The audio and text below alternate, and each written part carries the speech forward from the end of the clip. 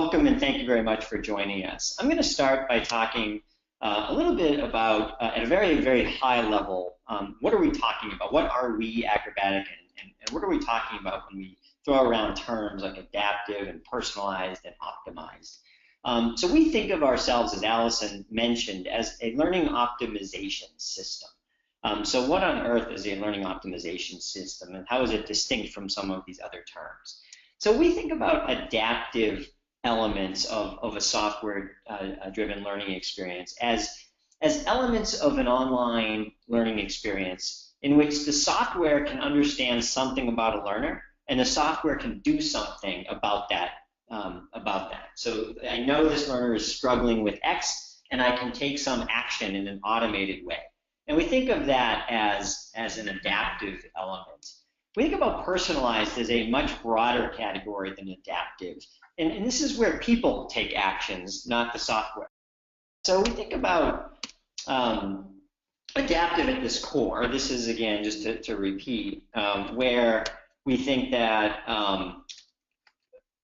the software takes an action. We think about personalized as a layer around that, where people take actions, where there's some observation of student performance or student participation by a human being, and that human being is provided with information, data, that allows them to take some action that assists that student more effectively.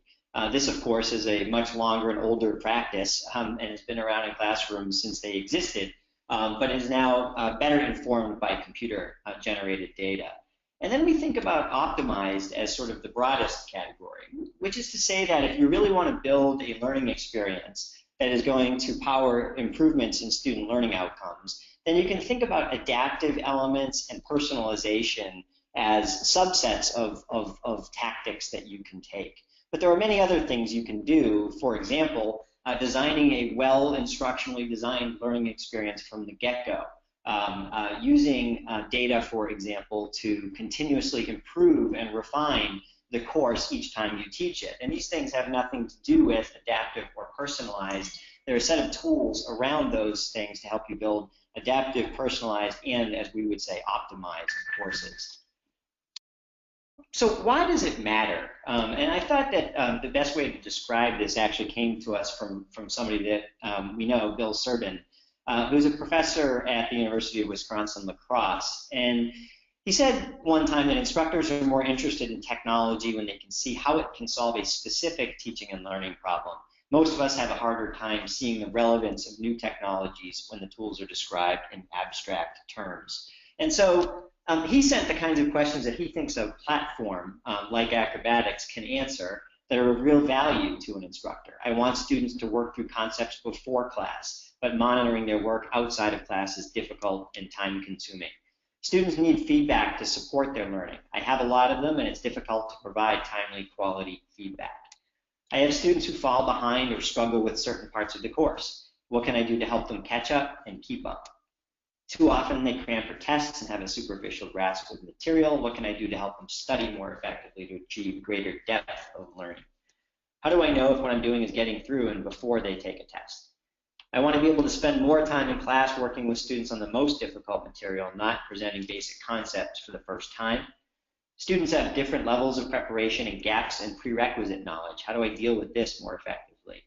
And I want my course to get better every time I teach it. How do I do that? So these are some of the kinds of questions that I think begin to answer the question, why does it matter? Why would a system like that Acrobatic produces be of some value if you could answer those questions?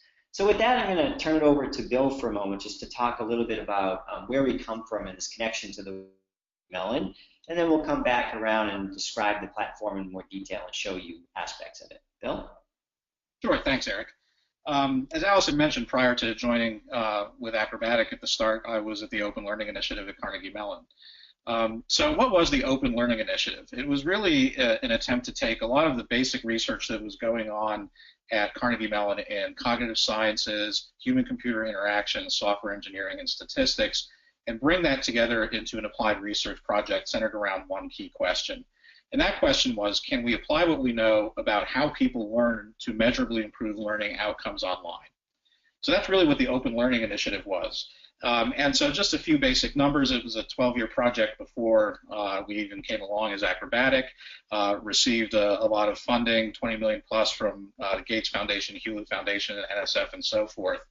And over those years, we serviced more than 1 million individual students, which gave us an awful lot of data and the ability to try things out and do a lot of research around how you build effective online course experiences.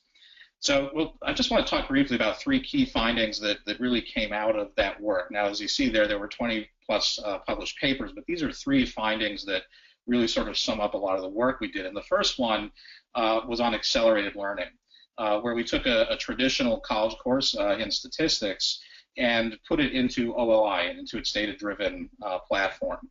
And so in the traditional course, students were spending more than 100 hours. And in the online course, they were spending less than half of that, and the learning gains were actually shown to be much more significant when students were working in the online course in a hybrid manner. And this basic research result was then replicated a number of times, both at CMU and outside of CMU, and by an external evaluator. So the second study that sort of followed on from that first one said, well, okay, well, what about retention? If these students have worked fast and worked well, do we actually see that students are retaining that, or is there an issue with the online environment? And we showed that after 6 months, the accelerated group, the adaptive group in OLI, actually still scored higher than those who were in the classroom. So definitely showing that retention was increased rather than suffering by working through the online environment. And then the third question was about transfer. So here we could see that we actually showed improved transfer on the part of the students who were working through the OLI course. And by this we mean that students were able to solve new problems based on the skills they had learned in that statistics course in a richer and more meaningful way than the students who were at the traditional course. So where does Acrobatic fit into this? So we did all this work at OLI for more than a decade, and one of the questions became, how do we, okay, we've answered some of those key questions, and we have some solutions, but how do we scale that impact? So instead of going, OLI is going to build everything at great expense and time, to be able to hand that over to others to be able to build their own experiences. And so Acrobatic was really started to scale the results that came out of the Open Learning Initiative. So far we have in our, I guess it's over 3 years now, not by a lot, completely upgraded all of the technology that was used at the Open Learning Initiative so that we have a cloud-hosted solution on modern technologies. We just in January of this year released our Smart Author product, which allows for customization and creation of these online experiences. And we have also received the Gates Foundation Courseware Challenge Award, where we're doing work both in improving some of our online course experiences and also researching other aspects that OLI never actually factored into their model of student learning.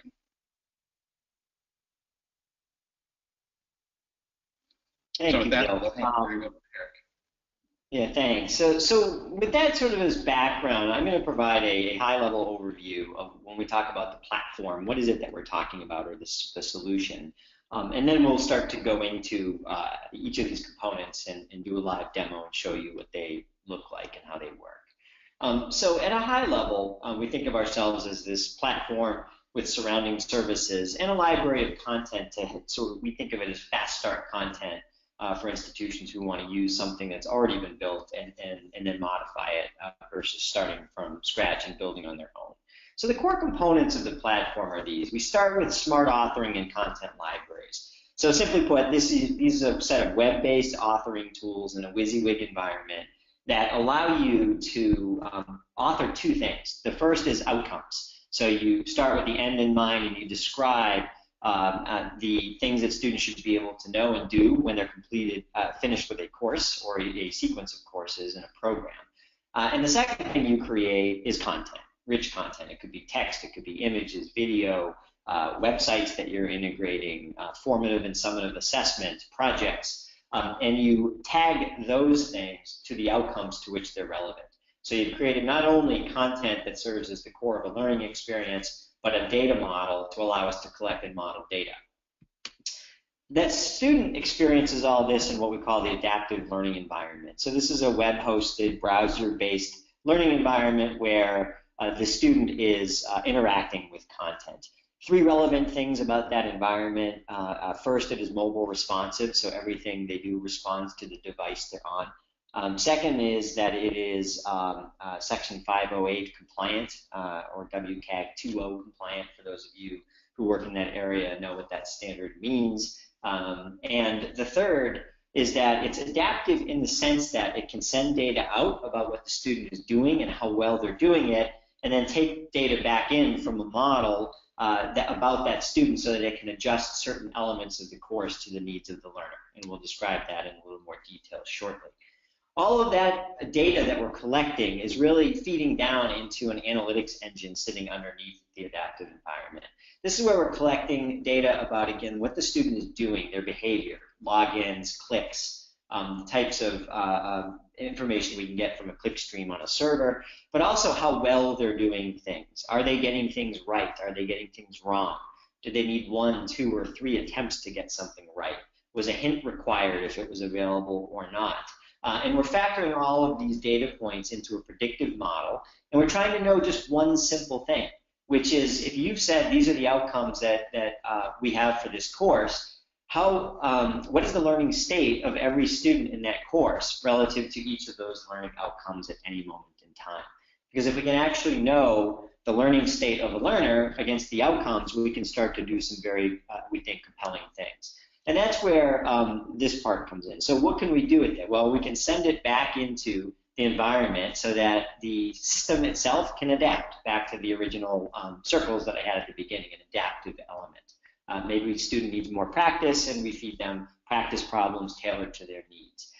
We can also send it out in the form of analytics and dashboards to various stakeholders. So, for example, faculty being able to answer questions about who knows what topics students are all struggling with, which students are struggling, where they're spending their time, allows them to become more informed decision makers and intervene more effectively. And we can also send that data out to institutional data systems. So universities are collecting lots of data separate from what our environment would collect, and see value in commingling all of the data that we're collecting in our environment with data that they already have, and do their own modeling and research work on that superset of data. All of that is intended of what we build to be integrated with other ed tech systems. So we're not trying to build a learning management system. Most users are saying that the LMS does certain things just fine, but what it's really lacking is a rich authoring environment for creating rich content, tying that to outcomes, collecting the data against it, and adapting the system to the needs of the student, and surfacing really rich learning analytics. And so we're sort of a plug-in to the LMS in that regard to fill in that gap. And then finally, we offer, we realize, and we'll talk about this at the end, that this is largely delving into a sort of new or enhanced practice area at many universities. And so we offer training, professional development, and support as you begin to build and deliver and measure the effectiveness of your own courses to basically transfer all of our knowledge and capacity to the end user at the institutions. So with that, I'm going to turn it over to Bill, who's going to start to take us through a demo of the environment itself. And so, Bill, I should now make you the presenter. All right. Are you seeing my screen? Yes. Excellent. So there are a number of components to the platform. We're going to walk you through some experiences in Smart Author. So how do we create these online experiences? What does it look like to the student, and what does the data that we're collecting in these learning analytics look like to the instructor? So I'm going to start with just a couple of minutes of the student experience. So here I am as a student in a biology course. And one of the things that you'll see is that we're really centering a lot of the information that we're sharing with the student around their learning outcomes. So in this particular case, I'm a student who's been working through a unit in cell division. And in this case, I'm getting some notifications about my learning state against the outcomes in this particular module on cells and chromosomes. So here I'm seeing that in this particular objective, compare and contrast somatic cells and gametes, I'm doing kind of okay. I'm not, excelling, but I'm not yet, in too much trouble. But look, I have other things I can go do and work on in the system. So this is a case where we're sharing data back about students learning with them to help them adjust their experience and give them some agency. So here I can see I've done 3 different practice activities, but I have 3 more that I can go work through in order to improve my learning as I work through the course. In this case, we say that this student is having some difficulty. So what can we do there? We can give the student another opportunity here to interact actually with their instructor or their TA or tutor and say, do you have any particular questions? And then we can route this information back to an instructor or a tutor who can say, okay, I see, what work the student has done. I see that they are working. But they're struggling, and here's maybe a question the student has on this particular topic, and then I can set up an office hour or even a quick online chat to talk with the student about this particular objective. So here I'm going to go ahead and go into a module to see what the content actually looks like for the student. I'm going to go into a module on mitosis. So I come into the first page of this module, and the first thing I see right at the top is the learning objective that this page is really trying to cover. So it's very important for us that students are aware of what the objectives are they're working towards as they work through content. This was something that was definitely a feature at OLI that we found was really helpful for student learning. So here I start with a quick explanation of what mitosis is, and I'm already asked a question. So one of the key things that's important is we know students learn more by doing. There's actually a lot of good recent research out of Carnegie Mellon on this exact issue. So instead of having lots of pages of text or even a full page of text and then a whole battery of questions, we intersperse the interactivity all the way through the content. So in this case, I'm asked, what role does mitosis play in the overall life cycle? So I can enter my answer as the student and then compare that to an expert response. When I get the expert response, I am then prompted from a metacognitive point of view to say, okay, how does my response compare to the one that was provided? So in this case, I can say that my response describes it well, or it doesn't, or it doesn't, and then that helps me reflect on my answer. As I work through, I have a little bit more information, so I've answered a couple of questions, I'm working through some more, and now I have an interactive exercise about the structure of a cell prepared for mitosis. So here I can go ahead and start this simulation, and it's asking me to start by drawing a cell. And then I'm going to go ahead and draw another one that represents the nuclear envelope. And now I have to place these centrioles into the appropriate location, and it tells me where that is, but I can go ahead and say, I think it's in the nucleus, and it pops it back and says, nope, that's not where they belong here, and so forth. So as I'm working through these simulations, answering questions, getting feedback and hints, all of that data is streaming back to our analytics engine. So that's the part that Eric was talking about collecting data. So it's not just I visited this page or perhaps I played a video, but every attempt that I'm making, every interaction that I'm making with the platform is being tracked. And so here at the bottom of this page, I have another question. We call these learn by doings. I can ask for a hint on this particular question. That, again, was just tracked. So the fact that I asked for a hint before I attempted to answer it is a piece of data that goes into our learning model. And I can say, okay, I think the answer is here, but I'm told that's not correct. And then I can continue to work this problem until I get it right. We actually find that 98% of the time, students continue to work these problems until they get them correct. So all of that then is factoring into the learning analytics at the back end. So one of the ways in which we can use this to adapt then that student experience directly, that inner circle that Eric was referring to, is in adaptive practice sessions. So here I have examples of 2 different students who are working through this mitosis module. They've reached the end, and you can see the student on the left here has been highly successful. They have a high learning estimate out of our analytics engine against 3 objectives in the module. Here this student is struggling. So they've done a lot of work, but they have struggled to master the objectives that this particular practice session is going to cover. So at the beginning, it sort of looks the same, but I'm going to go ahead and have both of these students enter this personalized practice session. So what you'll see is we start with a basic scenario. this scenario is one that we want all students to work through. So as the student is working through this practice session, we do want them to have a core experience. This allows the instructor or the tutor to go ahead and know, okay, this particular scenario about working with a tumor and how mitosis has an effect on that is something that all the students have. So they have the same core experience. And in this case here, my high learning student just comes right into a core question. So all of these have core questions that all students are expected to answer. And in this case, because I have high learning estimates, I'm driven right to that point. In this case here, this student is going to be asked more questions. So as I scroll down here, I see 1, 2, 3 questions. The third question that this student gets is actually the first one that this student gets. So the student who has high learning estimates is still going through a core experience, but the student who is struggling is getting additional scaffolding automatically provided by the system based on their learning. So as I go ahead to the second page for the student on the left, again, I'm brought right to this core question that we want the student to answer. On the right, we have much more practice available to the student. So here we're just looking at the particular objective this question at the bottom is going to get to and introducing the appropriate scaffolding before the student answers that question. So that's sort of a very fast look at the student side of things and how the data is generated by the student, how the data is used for the student. And now I'm going to go ahead and say, well, what does this look like for the instructor? How do we use that data coming out of our analytics engine and get it back to the instructor? And again, I'll only spend about 2 minutes here.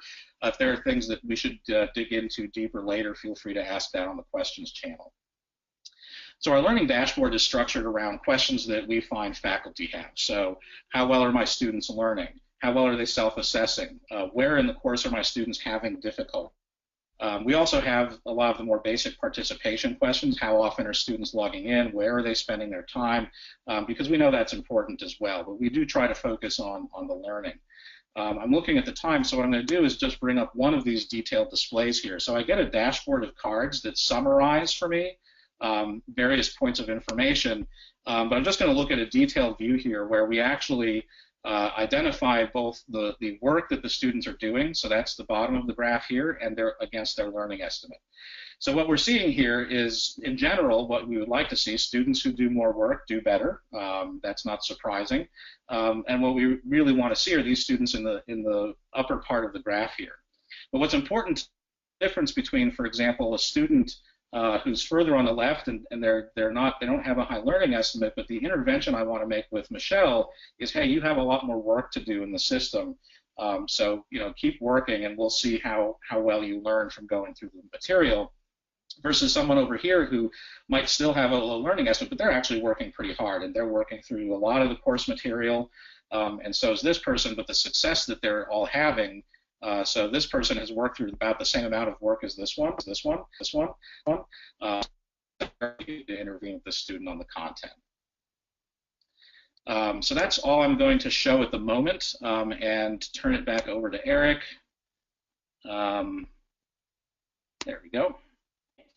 So I think what you've seen is a little bit on what a course can look like after it's been built, and a little bit about what the data looks like in a learning dashboards. I'm going to spend the last couple of minutes just showing quickly an example of what it's like to build a data-rich, adaptive learning experience like the one that Bill just showed you. So I'm going to go into SmartAuthor. And SmartAuthor is a full-blown collaborative web-based authoring system that's intended to give you the tools and guidance to build effectively designed, data-rich online course experiences. I come here and a few things to point out, that you can set up teams, you can create new users at your institution, you can put users into teams, maybe people building degree programs or individual courses, and you can assign roles to those individual people on each of those teams. And you can change these things and manage it all locally, but different people can have different levels of permission to do different things in the system. You can also see that you can start from scratch by starting a new project, or that you can start a project from a library. I mentioned earlier that we have a starter library of content. It today represents 27 different course areas where we've built an entire off-the-shelf starter course that's data rich and adaptive. But then you can use the authoring tools to localize these to your needs at your local institution. So this represents a fast start library of content that you can use to get started, or you can start from scratch. What I'm going to really focus on is I'm just going to build a quick lesson to show some of the tools available and what those look like and how they function. So I'm in a public and global health course that I'm currently building, and I'm going to start by going to a blueprint, which is really a fancy name for, in essence, the contents of the course. You'll notice here I have 3 different versions. We have a sophisticated versioning system, so I can create a master course, and then I could create, for example, a Duluth version of this for my nursing program, which is mostly the same content, but perhaps has some unique content for nurses in it. I'm going to go back to this readiness report later. This is an important aspect of what we do. But for the moment, I'm just going to go into my master course contents and show you that it's a very sort of simple drag and drop authoring environment. So I've got the contents that I'm building. I can move the order of things around by simply dragging them. I can open up contents and see that in this case we have units, and those units are built around modules, and modules are built around learning objectives. I'm going to go into this introductory module and just create a new lesson quickly on the history of public health. So maybe I realize that my course is lacking in some basic background history, and so I create a new module, History of Public Health. And I've now got a blank page. It's a templated authoring system, so I'm going to go ahead and add a section of content. And what you'll see is that we have various block types of content that you can add. Body content represents things like text and images that you can create. Formative activities represent a library of activities that you can use, the templates that exist in those libraries to build highly interactive, highly scaffolded formative assessment for students. We have Before You Continue, which is student self-assessment. Workshops, which are really ability for them to submit open-ended work, essays, projects, and for you to be able to use rubrics to evaluate those things and provide them with feedback. Videos, and lots more different types of content that you can build a lesson out of quite easily. So I'm going to start with some basic body content. And one of the things that's unique, I think, about the system is you'll see that as I hit that, I got a warning that says, hey, you're trying to put content on the page, but you don't have a learning objective yet. That's both a pedagogically poor practice, but it also means that I won't be able to collect data for the things that I'm putting on this page because they're not tied to a specific learning outcome. So I can go ahead and resolve that issue by either creating an objective or picking one. So I'm going to go ahead and do that, and maybe I'll just the history of public health and add that. Not a very good learning objective, but suffices for our demo. And now I'm going to add some content. I can pick a format. There's a full-blown media manager here, so you can upload media from the library, get it from other sources, insert it on pages. I'm going to grab some text from a design document that I have. I'm going to cheat a little bit and just cut and paste some content here into this page. And basically, I'm not going to show you all of the different tools that we have available, but you can do things. You can format anything, standard formatting tools available to you. You can create key terms very easily. So if I wanted to create a key term around philosophers, I can simply click on that and put my definition here. And that will both create an automated glossary for learners, but also a pop-up definition on a page. So let me keep moving down the page and add a new section. So I've got some opening content. And maybe I want to go get a video and insert a video on the page or about the history of public health. So let me add one on the Spanish flu epidemic of 1918 and go get a video. I can either go to my videos that I've put into my media manager here, but I can also go out to the web and find videos from certain places like YouTube or others. So I'm going to go grab from YouTube a video that I found and liked on the Spanish flu disaster of 1918, and I'm going to cut and paste that into my authoring environment, and there's the video that we just added. I'm going to now do 2 more things. I'll show you an example of trying to take some some simple things like static images or PowerPoint slides that you may already have and turn them into something a little bit more dynamic. So I'm going to create a dynamic slideshow, and I'm going to I'm going to create a new dynamic slideshow, and I'm going to say this is a timeline of public health disasters. I won't describe it for now, and I'm going to go pick some slides or images to include. So I've put some metadata on some of these so I could find my images quickly, and I'm just going to select 4 images that I want to put into my timeline. There they are. I can move these images around. I can add text to these things to start to build my unique slideshow. So maybe I'll call this one 1918 Spanish flu. And then I'm going to I'll cut and paste a description from our design document that we referenced earlier. So here I've got some text about slides, and I'm just going to cut and paste some of that into here. All right, so we've now created some opening text. We've created some video. We've created some slideshow, and I'm going to do the last piece here, which is just to add some practice to this. And now I want the student to do something. So I'm going to go to the formative activity library, and I'm going to select create a new activity and go to build a question. And this will take you to our library of question types, where you can select from many different question types that range from standard, multiple choice, or multiple select true false, to some more sophisticated pull down text input, passage selection questions, full math editor, and an equation algebraic engine underneath to recognize equivalent expressions, media type questions. I'm going to do an image drag and drop, which is a media type of question, and just build a question for you quickly. So now I'm going to say, build your own timeline of health events. And I'm going to go ahead and build that question.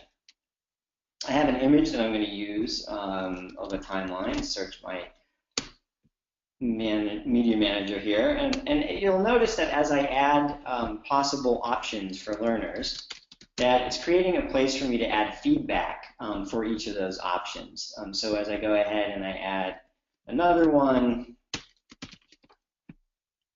and a third on a timeline, we can see that it's adding places for me to add unique and customized feedback for a student. And feedback can include anything. It could be words that I type here. It could be links to areas out on the web. It could be videos, simulations, whatever it is that we support in our authoring environment, you can include as feedback. I can add hints. So I'll just give a quick demonstration of a hint.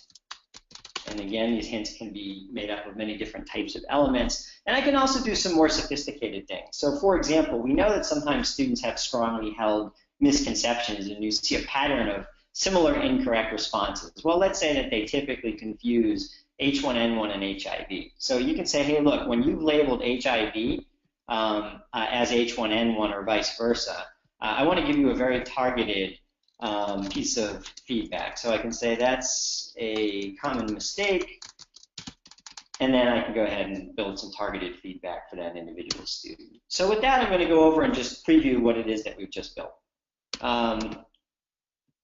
Sorry, I gotta get over here and go full screen so you can see this better. So we've just built in module 1 the history of public health. You've got the text that we created, the image we selected. We've got our key term here with a pop-up definition, which is also in the glossary. We've got the video that I created, or at least selected from YouTube that I can now watch. I've got my timeline of public health disasters. I can go full screen, which works really nicely on a handheld device, and see the full screen dynamic slideshow. And then we get to the formative activity where I'm going to provide some evidence of what I've learned and get some additional practice. So build my own timeline of health events. You can see that I have the hint here that I built. I can drag these into the appropriate boxes or inappropriate boxes, as it were, and get some feedback. And I can also one of the things I want to point out is that the questions have an alternate mode. And so if you look at this particular question, we talked about accessibility earlier in the demo. And this type of question is one in which the student can't always answer. Sorry, I actually had a little internet kick out here in the office. The students can't always answer this type of question by physically manipulating a mouse. A student who has a physical disability can't do that. And so they can go into an alternate mode and they can convert that question type from a drag and drop to one where they can select from a drop-down menu, thus turning a question which wouldn't meet accessibility standards into one which now does, with no additional work required on the author's part. So with that, I'm going to stop and just wrap up the presentation part of this so we can get into the questions. And I want to wrap with just a sort of final concept here, which is that this is an idea that we've sort of borrowed from Michael Feldstein. Those of you who read about Michael's blog, eLiterate, or read him in the Chronicle, thought he did a very nice job of describing personalized learning or optimized learning as a practice, not a product. And I think that that's a really critical distinction, and we see this at work with our partners all the time, that those who approach it like a process and say, okay, what problem are we trying to address? And what it seems to be, at least in our hypothesis, holding students back from being successful. And secondly, what could we do, independent of any particular platform, that we think would effectively address that? What kinds of pedagogical structures or instructional model do we think would address those student needs more effectively? And then you sort of get to the part where it's, okay, what product or technology is out there that may help us do that job effectively? And then this is really critical, we think, is making sure that faculty, instructional designers, IT staff are all properly trained and supported in a new endeavor like this. And then ultimately, be prepared to measure, fail, and iterate. I do think that while it's possible that you get immediate learning gains out of the gate and reductions in time on task and some of the achieved or intended goals, one of the great values of this kind of approach is that you've got data at your fingertips that you've never had before. And that data really serves as infrastructure for continuous improvement and iteration. That you can look at the data after a group of students have gone through a course. You can see where the weak spots are in the course. You can get some feedback from our platform that might help you understand whether where students were doing poorly looks to be related to content that perhaps didn't have enough practice associated with it. Or perhaps it had a good amount of practice but poorly designed questions. And then we link you back to the authoring tools to be able to fix those things, and then run the course again, of course, in the next group of students, and then look at the data again to see if empirically you've improved student performance or not. And so this idea of measure, fail, and then iterate again, I think puts you on a pathway towards data-driven continuous improvement, which may be, in the long run, the greatest benefit of these kinds of approaches and systems. So with that, I'm going to stop and turn it over to Allison, who I think will facilitate some Q&A based on questions that have come in the chat window. And of course, if you haven't yet put a question but you would like to, please feel free to enter that question into chat, and Allison will verbalize that question for us. Allison. Thank you very much, Eric and Bill. And yes, we have a few questions, but feel free to post. So the first question is anyone in K-12 using the system? That's a good question. We are focused on post-secondary market. Certainly there are systems, I think, in K-12 that do similar things to ours that are more focused on that particular sector. We have a couple of customers, St. Luke's Academy, which is really using this at the high school level and testing if its efficacy there. We have an ACT test prep company that does its test prep services on our platform for students getting prepared for that test. But for now, we are primarily focused on the post-secondary market. Okay, next question. Do you have to use the authoring tool, or are there off-the-shelf courses already built? So the answer is there are off-the-shelf courses. I showed you some of that library. There are 27 courses today. There's a cluster of those which represent sort of high enrollment general education courses. So some things in the STEM area like biology, like anatomy and physiology, statistics, college algebra, pre-calculus. And things in the humanities like sociology, psychology, things in the health area like public health, nursing informatics. And then there's a cluster of about 8 undergraduate business courses in that library as well. So there are 27 courses there today that you can use as is and just assign them. You can use the authoring tools to make minor or major modifications to those 27, or you could just start from scratch and use the authoring tools to build on your own.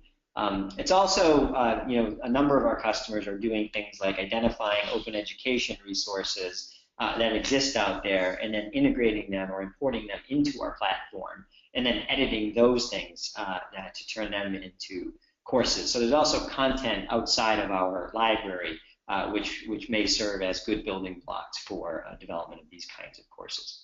Okay. One of our participants has asked, is the professor the intervener or does the software trigger interventions? So I think the way we have designed it the answer is generally both. The platform can manage some interventions on its own, and then of course we provide data to the instructor to manage interventions as well. So the types of interventions the system can do is it can provide practice sessions, tailoring questions to the needs of a learner at a particular moment in time. It can do things like provide a pre-assessment for a learner and then serve up prerequisite content where the student has demonstrated that they have some shortfalls and asks them to work through a module of prerequisite content before they tackle the core material. So we do both. There's machine interventions and there are human interventions through the dashboards. Eric, when you're using Smart Author, if you edit the pages, will they be available for the next class or do you have to recreate the page again? No, they are definitely available for your next class. So if you make changes to an existing course, you can save those changes and then those changes will persist going forward and then you can use that as your new baseline for making additional changes to. It's also worth noting you can maintain multiple versions of a course. So you may say, I have a version of the course that I'm teaching for my honors sections, but I'm going to make a copy of that course and make some modifications for the non-honors sections of the course, and then maintain those 2 courses going forward. Is Smart Author a standalone product? It's a good question. Today, it's really not. It's been architecturally designed to, at some point in the not that distant future, function that way. So, in other words, if you look at, and I'm gonna jump to a slide to just illustrate this very briefly. If you look at these different components that I described, architecturally they're all separate. So, Smart Author is actually a standalone component in our architecture, and then the content that's created there publishes to our adaptive environment through an internal API. So it could also publish to an external environment through that same API. I say it's not quite ready for prime time in that regard, in that we have very limited formats that we export to today.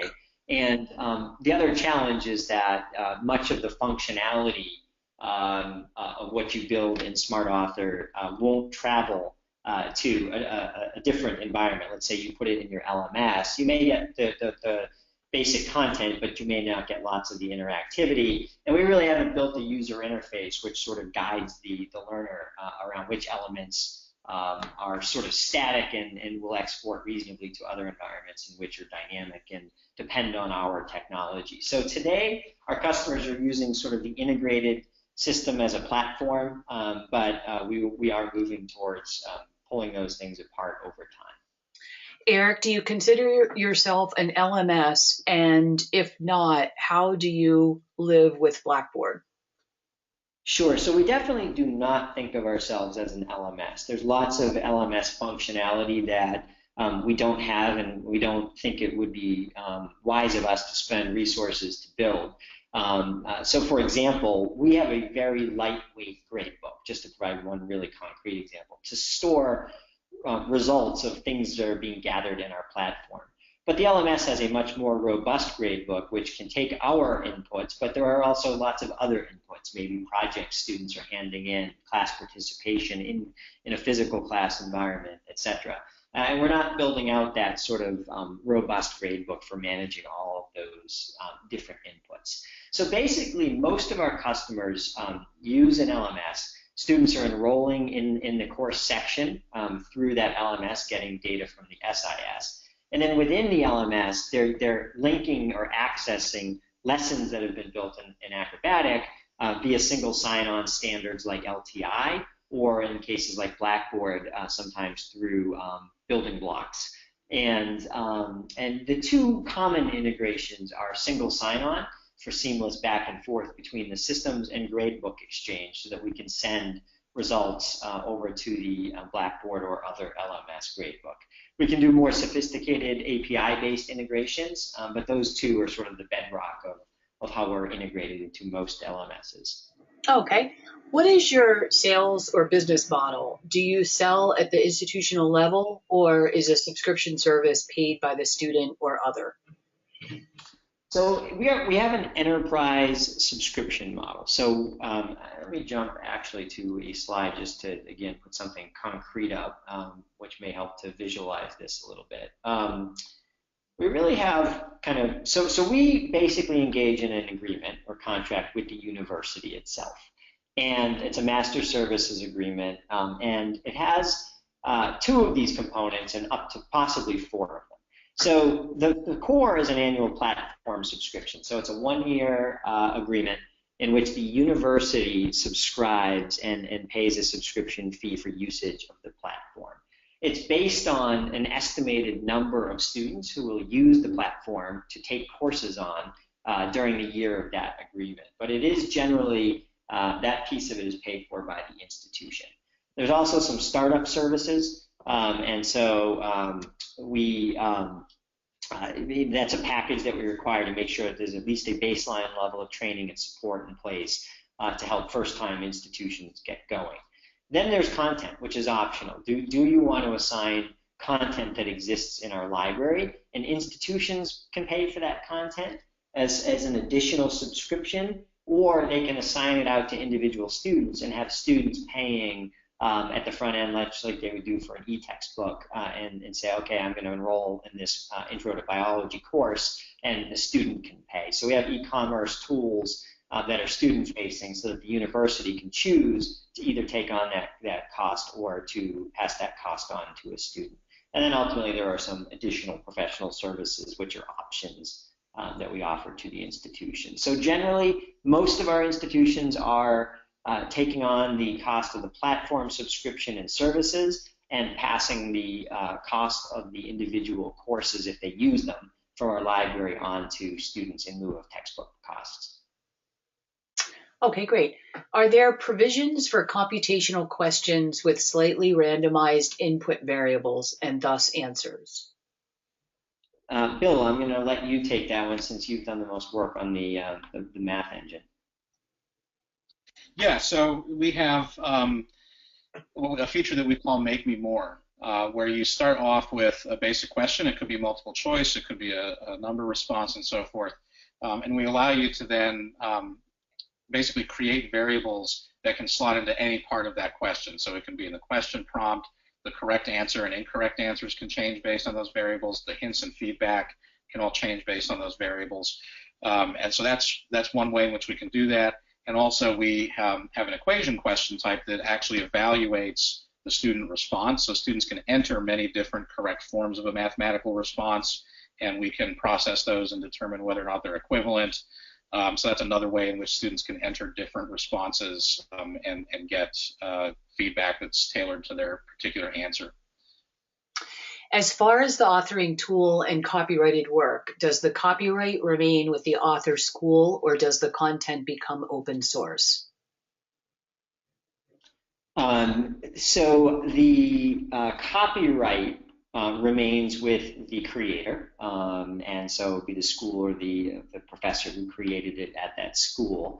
And then the copyright holder has the option of making it available under an all rights reserved copyright license or under a Creative Commons open license. And so copyright remains with the creator, and then the creator chooses to make it all rights reserved or open. Can I use this for competency-based learning? So the answer is definitely yes with a caveat. And the yes is we certainly have customers using this in competency-based environments because it was born a long time ago at OLI as a self-paced, outcomes-based methodology. So it started with what should I know and be able to do.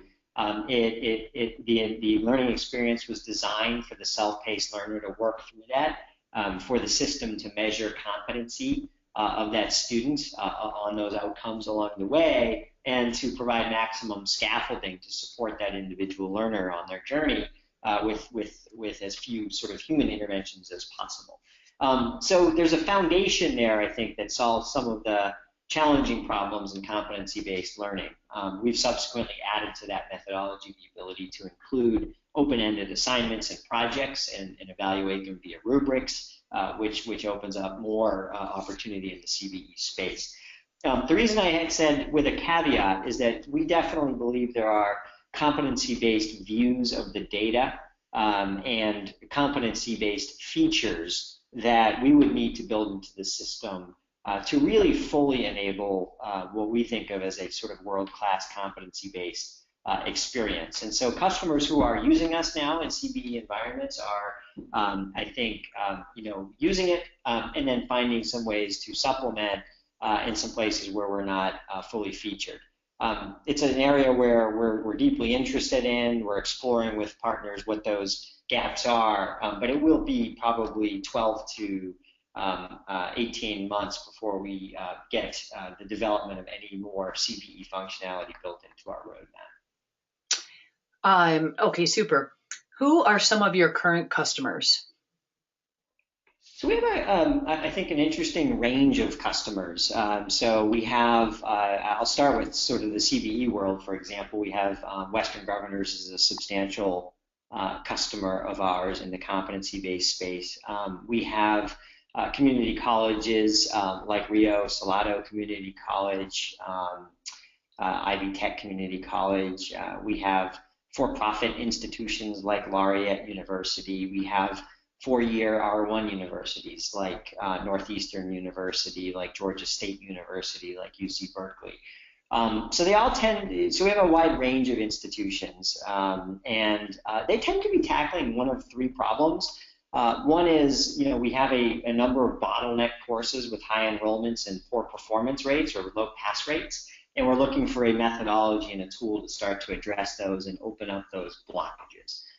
The second one is we're launching lots of degree programs and migrating them to either being online degrees or having substantial online components, and we're looking for new tools and methodologies to do that at scale that are effective.